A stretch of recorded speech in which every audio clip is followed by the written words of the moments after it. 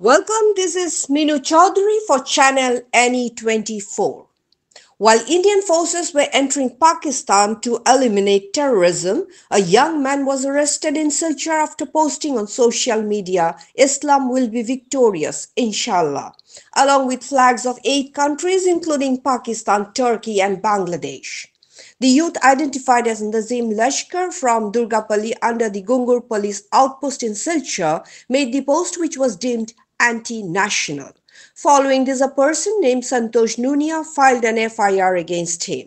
Speaking to the media on Thursday, local youth stated that after seeing Nazim Lashkar's post, they informed the Gungur police outpost.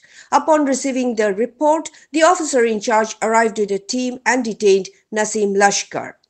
On the same day, Santosh Nunia, Papu Yadav, Lakshman Gwala, Akash Nunia, Raja Gwala, Shubham Kurmi, Pankaj Das, Montu Gwala and others demanded that the administration and the chief minister impose strict punishment on Nazim Lashkar for his alleged anti-national activities.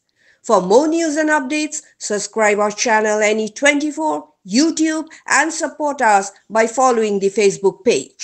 এই যুদ্ধের পরিবেশে আমাদের শিলচরের দুর্গাপল্লীর নাসিম উদ্দিন নামের এক যুবক সে তার social মিডিয়ার ওয়েবসাইটে একটি পোস্ট শেয়ার করেছে, ইসলামের বিজয় হবে এবং পাকিস্তান লাভ ইউ বলে একটি পোস্ট করেছে, দেশদ্রোহী পোস্ট।